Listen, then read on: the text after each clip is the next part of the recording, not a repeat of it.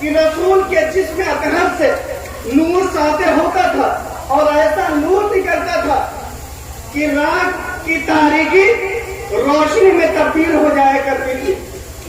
میں ذرا اور کیا دیکھا، میں ذرا بیان کرتا ہوں کہ میں نے دیکھا کہ رسول کے نہ بال پڑتے تھے، رسول کے ناخن نہ پڑتے تھے، لیکن ہم وہ انسان ہیں کہ ہمارے بال بھی پڑتے ہیں، ہمارے ناخن بھی کٹتے ہیں۔ ایسا نہیں محترم، رسول نے اپنی زندگی میں صرف ایک مرتبہ اپنے بال کو تراشا ہے، کاٹا ہے، وہ بھی حجۃ الوداع کے موقع پر، کہ اللہ کے رسول نے جب حج کے ارکان کو انجام دینے کے لیے خانہ خدا کے نزدیک پہنچتے ہیں تو حجۃ الوداع کے موقع پر رسول اسلام اپنے بال کو کاٹتے ہیں۔ گویا قدرت کو یہ بھی منظور نہیں ہے کہ رسول کے بال کٹ کے گر جائے۔ اب اس کے بعد تاریخ یہ بتاتی ہے، توجہ چاہتا ہوں، تاریخ یہ بتاتی ہے کہ جب رسول نے اپنے بال کو تراشے ہیں تو صحابہ نے تبرک کے طور پر اس بال کو اپنے میں تقسیم کر دیا ہے۔ توجہ نہیں کیا محترم، میں آپ کو کسی مقام تک لے جانا چاہتا ہوں کہ جب حجۃ الوداع کے موقع پر رسول نے اپنے بال کو کاٹے ہیں تو صحابہ نے تبرک کے طور پر رسول کے بال کو اپنے پاس رکھا، جس سے یہ ثابت ہوتا ہے تبرک بانٹنا، تبرک کھانا، تبرک رکھنا یہ بدعت نہیں ہے بلکہ سنت صحابہ ہے۔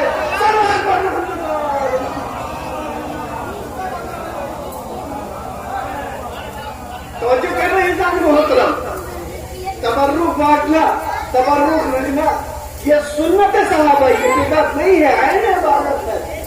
تو انسان محترم، وہی رسول یہ بیان کر رہا ہے، حسین منی وانا میں نے سنا، حسین مجھ سے ہے، میں حسین سے ہوں، حسین کی ذات کو پہچانو، حسین کہتے کسے ہیں؟ ایک بار غور تو کرو۔ ایسا محترم، امام حسین علیہ السلام اور رسول میں اتنی زیادہ محبت تھی کہ رسول اسلام ہر موقع پر امام حسین علیہ السلام کی ذات کو پہچانوا رہے کہ حسین کہتے کسے ہیں، حسین کون ہے؟ ایزان محترم، امام حسین علیہ السلام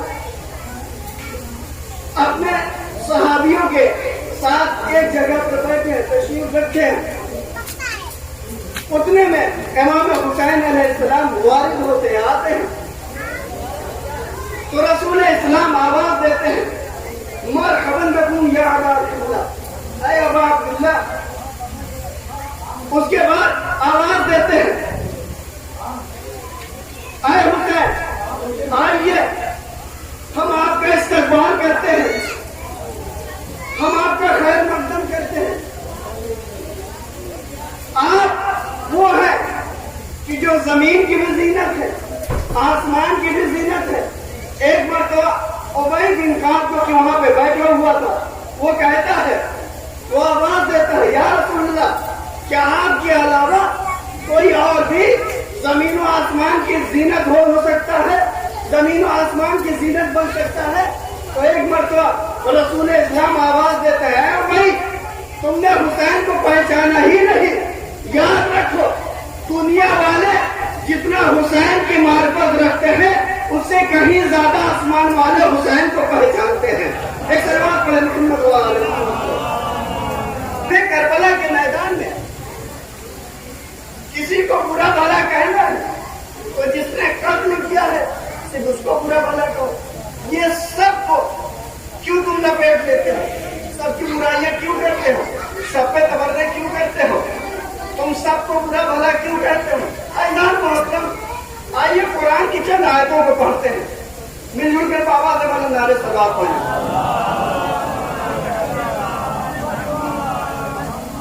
ایمان محترم، اللہ قرآن مجید میں آواز دیتا ہے، الم تر کیف فعل ربک بعاد، کیا تم نے نہیں دیکھا کہ اللہ نے قوم عاد کے ساتھ کیا کیا؟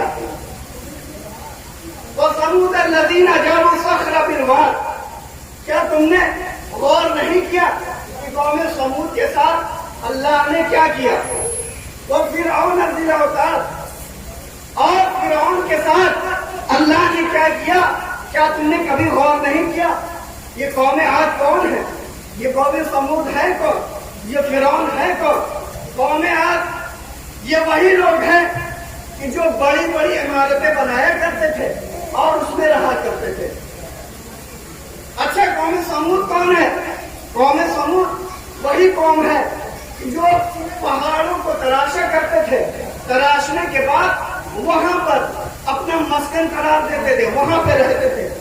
فرعون کہ جس کو اپنے لشکر پر بہت نازا تھا، کہ جو اپنے آپ کو خدا کہتا تھا، جس نے پوری دنیا پر حکومت کرنا چاہیے، اپنے آپ کو خدا کہلواتا تھا، تو اللہ نے آواز دیا، کیا تم نے نہیں دیکھا کہ میں نے فرعون کے ساتھ کیا کیا؟ توجہ چاہتا محترم، اپنی سماج کو میرے طرف رکھیے گا، انشاءاللہ محظوظ ہوں گے۔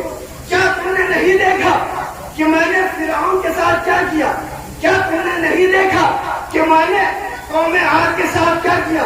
کیا تم نے نہیں دیکھا کہ میں نے قوم سمود کے ساتھ کیا کیا؟ اب آئیے سورہ شمس میں اللہ نے کیا فرمایا؟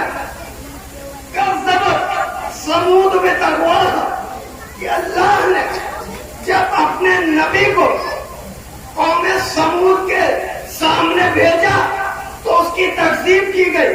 اچھا، قوم سمود کے سامنے کس نبی کو اللہ نے بھیجا تھا؟ تو جس نبی کو بھیجا تھا وہ تھے جناب صالح، توجہ چاہتے محترم۔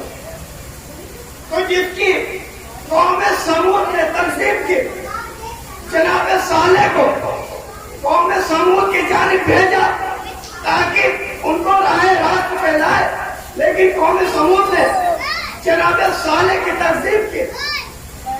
جناب صالح کے پاس ایک اونٹنی تھی کہ جس کو اللہ قرآن میں ناقۃ اللہ کہا رہا ہے، یعنی اللہ کا ناقہ۔ اب یہ بتائیے، کیا اللہ نے کبھی اس ناقے کے اوپر سواری کی؟ نہیں، اللہ نے اس ناقے کے اوپر سواری نہیں کی۔ پھر کیا اللہ نے کبھی اس کے دودھ سے استفادہ حاصل کیا؟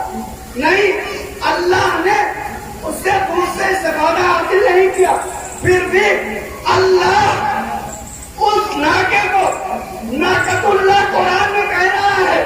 ہر انسان اس بات کو مانتا ہے، تسلیم کرتا ہے، وہ ناقہ صالح نہیں تھی بلکہ ناقۃ اللہ تھی۔ یہ کیسی قوم والے ہیں عزیزان محترم؟ اگر اللہ کسی ناقے کو اپنے سے منسوب کر لے تو وہ اس ناقے کو لوگ مان لے، تو وہ رسول کہ جس علی کو ید اللہ کہہ رہا ہے، کہ جس کو خبیر خود پہچانا رہا ہے، اس کو کوئی نہیں مانتا، اس کو کوئی نہیں مانتا۔ تو قوم سمود نے تکذیب کی، نبی کی تکذیب کی، اور اس کے بعد جو اللہ کی طرف سے ناقہ نازل ہوا تھا، جناب صالح کا معجزہ تھا، اس کو تحقیق کر دیا۔ اب تاریخ یہ بتاتی ہے، توجہ چاہتے ہیں تعلیم محترم، یہاں سے تاریخ یہ بتاتی ہے کہ ناقہ صالح کو قتل کرنے والا ایک فرد تھا۔ توجہ چاہتا ہوں، ناقہ صالح کو قتل کرنے والا ایک فرد تھا، لیکن اللہ نے ایک پیمانہ بتایا۔ اللہ کہتا ہے کذبت ثمود بطغواہا اذ انبعث اشقاہا فقال لهم رسول اللہ ناقۃ اللہ وسقیاہا۔ تو ناقہ صالح کو قتل کرنے والا ایک فرد تھا، لیکن اللہ کہہ رہا ہے کہ پوری قوم نے مل کر کے ناقہ صالح کو قتل کیا ہے۔ تو یعنی اللہ نے اپنی سنت بیان کر دی کہ دیکھو، اگر کوئی ایک قتل کرے لیکن اس کا سب راضی ہو تو سب کا سب قاتل ہے۔ اگر حسین کے قتل پر تمام دنیا راضی ہے تو تنہا یزید مجرم نہیں ہے، بلکہ پوری کی پوری دنیا مسلم ہے. صلوات پر محمد و آلہ. میدان محترم گویا ہم سے یہ نہ کہو کہ تم سب کو برا بھلا کیوں کرتے ہو، بلکہ اللہ نے اپنی سنت بیان کر دی کہ دیکھو اگر تم کسی مظلوم کو ناحق قتل کرو گے، جو بھی اس پر راضی رہے گا وہ سب کے سب مجرم ہے. لہذا اگر ہم آج یزید والوں کو برا بھلا کہتے ہیں، تبرہ کرتے ہیں، تو ہم سے نہ پوچھو بلکہ اللہ سے پوچھو کہ جب ایک ناحق ناکے کو قتل کرنے کے عوض میں اللہ نے سب کو مجرم قرار دیا کیونکہ وہ سب کے سب راضی تھے، تو اسی طریقے سے جو بھی قتل حسین کے راضی ہو دنیا میں کسی کونے میں بھی ہو، اگر وہ قتل حسین کے راضی ہے تو مجرم ہے. عزیزان محترم، امام حسین علیہ السلام نے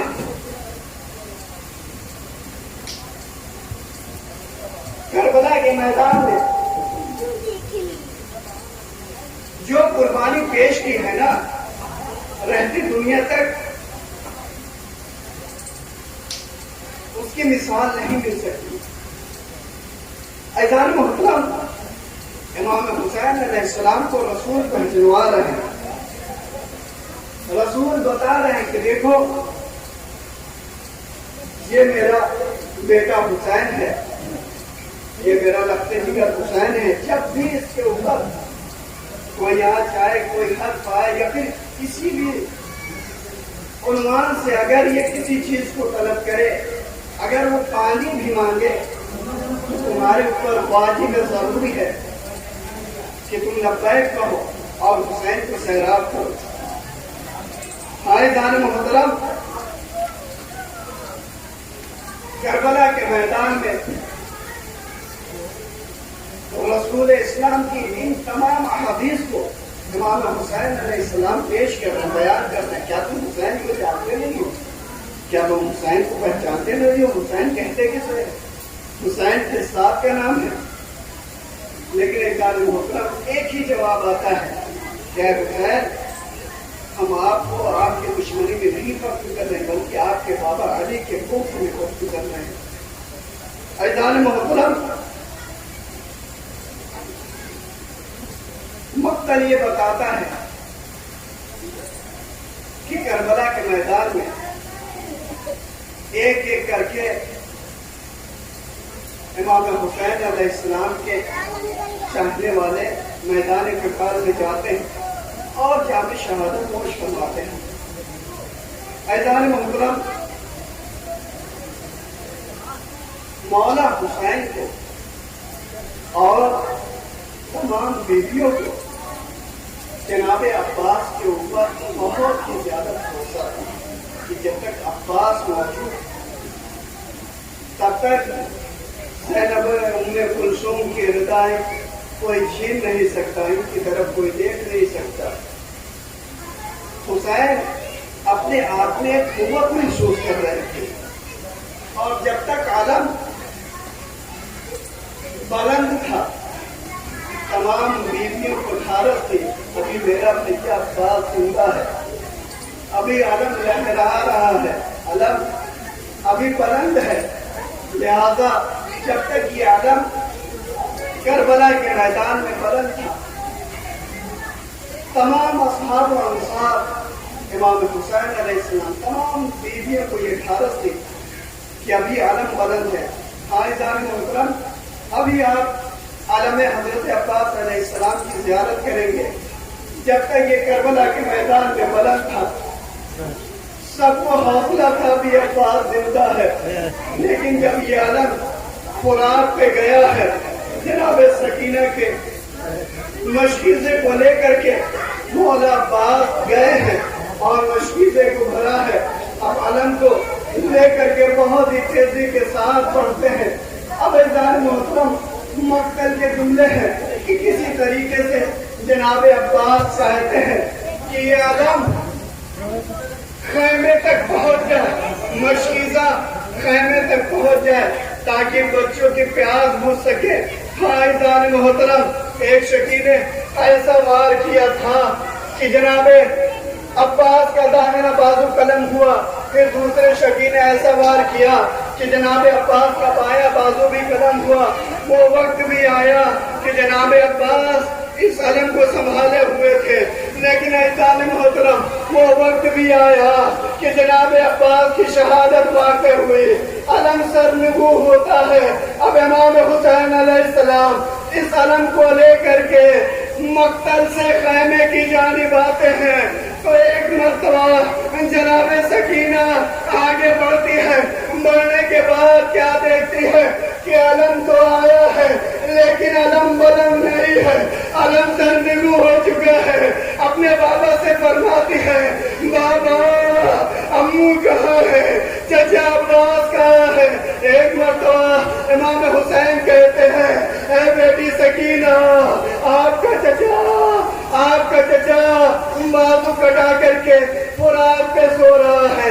حائزان محترم، لیجیے آپ نے علم کی زیارت کر لی، ابھی آپ ذوالجناح کی زیارت کریں گے۔ کون ذوالجناح؟ کہ جب وقت آخر امام حسین علیہ السلام مقتل کے جملے ہیں، وقت آخر امام حسین علیہ السلام ذوالجناح سے یہی کہتے ہیں، اے اصغر وفا، دیکھو یہ آخری سواری ہے، اس کے بعد حسین تمہیں کوئی زحمت نہیں دے گا، اے ذوالجناح بس مجھے میرے مقام تک پہنچا دے۔ حائزان محترم، ایک مرتبہ امام حسین علیہ السلام ذوالجناح پہ سوار ہوتے ہیں، اب آگے بڑھنا چاہتے ہیں لیکن اصغر وفا ہے جو آگے بڑھنے کے لیے تیار نہیں ہے۔ آواز دیتے ہیں، اے ذوالجناح آخر کیا وجہ ہے تو آگے نہیں بڑھتا ہے؟ تو جناب امام حسین کے اس جملے پر اس ذوالجناح نے اپنی بے زبانی سے اشارہ کیا، مولا ارے ذرا میرے قدم کی طرف تو دیکھیے۔ اب امام حسین علیہ السلام نے کیا دیکھا؟ سکینہ ذوالجناح سے لکھتی ہوئی بیان کر رہی ہے، اے بابا کے گھوڑے، ارے صبح سے جو بھی گیا ہے وہ ابھی تک واپس نہیں آیا ہے، میرے بابا کو نہ لے جا۔ ارے کون ہے اب جو میری نصرت کرے گا؟ کون ہے جو میری عزت کرے گا؟ کون ہے جو میری ڈھالت کرائے گا؟ اجرکم اللہ، اجرکم اللہ۔ لیجیے آپ نے ذوالجناح کی زیارت کر لی۔ اب عزیزان محترم، اب اس بیوی کے طرف اٹھا برآمد ہو گئے کہ جن کو فضہ کہا جاتا ہے، وہ فضہ کہ جس نے اپنی عمر کو آل محمد کے خدمت میں وقف کر دیا، وہ فضہ کہ جو 40 سال تک قرآن کے لہجے میں گفتگو کرتی رہی، وہ فضہ کہ جن کے احترام میں سورہ دہر میں اللہ نے سونے کے لفظ کو صحت کے لفظ کیا، صرف لفظ فضہ 4 مرتبہ آیا، وہ بھی جناب فضہ کے احترام میں پروردگار عالم نے لفظ فضہ کو رکھا۔ حائزان محترم، یہ وہی فضہ ہے جو حبش کی شہزادی تھی لیکن اپنی زندگی کو آل محمد کے نام سے وقف کر دیا، ان کی خدمت کے لیے وقف کر دیا۔ عزیزان محترم، مقتل کے جملے ہیں، امیر ابن مسلم لکھتا ہے کہ جب لٹا ہوا قافلہ یزید کے دربار میں پہنچتا ہے، ایک مرتبہ یزید کی نگاہ جب سید سجاد پہ پہنچتی ہے نا تو کہتا ہے کیا وجہ ہے؟ میں نے کہا تھا کہ مردوں میں کسی کو نہ چھوڑنا، یہ کون مرد ہے جو اس کو تم نے چھوڑ رکھا ہے، جو ابھی تک زندہ ہے؟ جہاں اس مرد کو قتل کر دو۔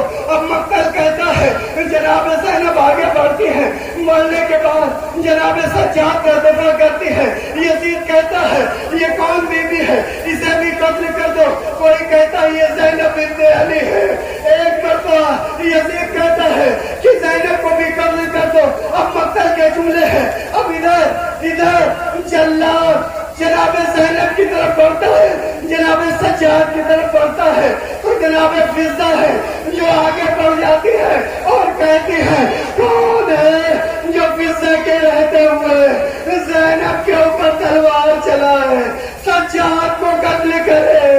ایک مرتبہ جناب فضہ حبش کے لہجے میں اپنے حبشی غلام کو جو کہ یزید کے دربار میں ہے رہتی آواز دیتی ہے، اے حبشیوں کیا ہو گیا ہے کہ تمہاری شہزادی یہاں پر کھڑی ہوئی ہے اور تم اس طریقے سے اپنے شہزادی پر ظلم ہوتے ہوئے دیکھ رہے ہو۔ اب مقتل کہتا ہے کہ 300 تلواریں نکل گئی۔ جناب زینب آواز دیتے ہیں، لالا غلام زادیوں کا اتنی فکر ہے، ارے وہ شہزادی کہ جو رسول کی بھی شہزادی ہے، وہ شہزادی جو مدینے کی بھی شہزادی ہے، جو مکہ کی بھی شہزادی ہے، جو کوفہ کی بھی شہزادی ہے، اس کا کوئی پرسان حال نہیں ہے۔ حاضران محترم، یہ وہی زینب ہے۔ ابھی آپ نے جناب زینب کے تبرکات کو بھی پرسہ دینا ہے، اس کی بھی زیارت کرنی ہے۔ حاضران محترم، کون زینب بنت علی کہ جس نے اپنے بابا کا لہجہ اختیار کیا؟ وہی زینب ہے کہ جس نے اپنے خطبے سے تمام یزیدیوں کو للکارا۔ یہ وہی زینب ہے۔ حاضران محترم، جناب امام علی علیہ السلام کو جب اپنی بیٹی زینب کی یاد آئی ہے نا، تو امام حسن علیہ السلام کو حکم دیا، بیٹا حسن مدینے جاؤ، زینب کو لے کر کے آؤ۔ اب ایزان محترم، امام حسن علیہ السلام جناب زینب کو لے کر کے آتے ہیں۔ امام علی علیہ السلام استقبال کرنے کے لیے آگے بڑھتے ہیں۔ جب رات کا سناٹا ہو جاتا ہے نا، تو ایک مرتبہ امام علی علیہ السلام زینب کی ناکے کے مہار کو اپنے ہاتھ میں پکڑا اور چلتے جاتے ہیں، آواز دیتے ہیں، اے زینب اس جگہ کو پہچان لو، یہ جگہ در کوفہ کے نام سے جانی جاتی ہے۔ اس کے بعد اور آگے بڑھتے کہتے ہیں، اے بیٹا زینب اس جگہ کو پہچان لو، یہ بازار کوفہ ہے۔ اے بیٹا زینب اس جگہ کو پہچان لو، یہ دربار کوفہ ہے۔ تو جناب زینب کہتی ہے، بابا علی زینب بازاروں میں نہیں پھرتی ہے، زینب درباروں میں نہیں پھرتی ہے، ارے دکھانا ہے تو عباس کو دکھائیے، ارے زینب کو جا، بازار کو جا۔ امام علی رونے لگے، بیٹا زینب ایک وقت وہ بھی آئے گا کہ جب تم یہاں پر شہزادی بن کے آئی ہو، لیکن قیدی بنا کر کے لائی جاؤ گی۔ اجرکم اللہ، اجرکم اللہ۔ لیجیے، آپ نے جناب زینب کے تبرکات کا موسا دیا۔ اب ایوان محترم، جو تبرکات برآمد ہونے جا رہے ہیں نا، اس کو جناب ام کلثوم کہتے ہیں۔ کون کلثوم؟ کہ جس کے پاس کوئی اولاد نہیں تھی۔ کون کلثوم؟ کہ جس کے پاس کوئی بیٹا نہیں تھا۔ شب عاشور ہر مائیں اپنے بچے کو سنوار رہی ہے، سجا رہی کہ دیکھو سب سے پہلے تم جا کر کے حسین کے اوپر اپنی قربانی کو پیش کرنا۔ ایزان محترم، ایک خیمے میں جناب کلثوم روتی ہوئی نظر آتی ہے۔ امام حسین علیہ السلام وہاں پہ پہنچتے ہیں، کہتے ہیں، بہن کلثوم حسین کی زندگی میں رونے کا کیا سبب ہے؟ اسی اثنا میں جناب عباس بھی پہنچتے ہیں، کہتے ہیں، اے شہزادی آخر کیوں رو رہی ہو، کیوں حزن ملال کر رہی ہو، آپ کے آنکھوں سے کیوں اشک جاری ہے؟ تو ایک مرتبہ جناب ام کلثوم کہتی ہے، اے بھیا عباس، ہر مائیں اپنے بچے کو سوار کر رہی ہے، ہر مائیں اپنے بچے کو سجا رہی ہے کہ تلقین کر رہی ہے کہ سب سے پہلے حسین پر اپنی جان کو نچھاور کرنا۔ ارے میرے پاس کوئی اولاد نہیں ہے۔ تو جناب عباس کہتے ہیں، اے بہن، اے شہزادی غم نہ کرو، اگر اللہ نے آپ کو کوئی اولاد نہیں دیا ہے تو عباس آپ کی طرف سے اپنی جان کو نچھاور کرے گا، آپ کی طرف سے اپنی جان کو قربان کرے گا۔ حاضران محترم، یہ جناب ام کلثوم ہے۔ اب آپ جناب رباب کی ہماری کی زیارت کریں گے۔ کون رباب؟ اللہ جانے۔ جناب رباب میدان کربلا میں اس طریقے سے اجڑی ہے، اللہ نے جناب رباب کو دو ہی اولاد دی، ایک جناب علی اصغر، ایک جناب سکینہ۔ جناب رباب نے جناب علی اصغر کو کربلا کے میدان میں پروردگار کی بارگاہ میں پیش کیا، اور جناب سکینہ شام کے قیدی بن کر کے وہاں پہ جام شہادت نوش فرماتی ہے۔ حائزان محترم، مقتل لکھتا ہے کہ جب ہند قیدیوں سے ملاقات کرنے کے لیے قید خانے میں آتی ہے تو پردے کا اہتمام کرواتی ہے۔ جناب زینب کی نظر ہند پر پڑتی ہے، آواز دیتی ہے، ارے ام کلثوم، تم نے پہچانا یہ کون ہے؟ تو ایک مرتبہ جناب ام کلثوم کہتی ہے، اے بہن زینب، میں نے نہیں پہچانا۔ تو جناب زینب کہتی ہے، یہ وہی ہے کہ جس کو ہم نے پردہ سکھایا تھا۔ حائزان محترم، ہند ہے، یہ تمام قیدیوں سے ملاقات کرتی ہے۔ ملاقات کرنے کے بعد جب اسے یہ پتہ چلتا ہے یہ آقا زادیہ ہے تو ایک مرتبہ یزید پہ لعن و طعن کرتی ہے۔ حائزان محترم، اس کے بعد وہ دربار سے جاتی ہے اور کہتی ہے کہ تم تمام قیدیوں کو رہا کرو، تمام قیدیوں کو رہا کرو۔ رہا کرنے کے بعد ان کو با احترام عزت کے ساتھ تم مدینے واپس کرو۔ حائزان محترم، ایک مرتبہ جناب زینب، جناب ام کلثوم جب شام کے قیدیوں سے، شام کے قیدی سے رہائی ملتی ہے تو مدینے جاتی ہے، آواز دیتی ہے، اے نانا کے مدینے، مجھے آنے کو قبول نہیں کر۔ ارے جب ہم یہاں سے گئے تھے ہماری گودیاں آباد تھی، لیکن اب آئے ہیں تو کسی کے ماں کے آغوش میں کوئی بچے نہیں ہیں۔ علی اکبر بھی شہید ہو چکے ہیں، قاسم بھی شہید ہو چکے ہیں۔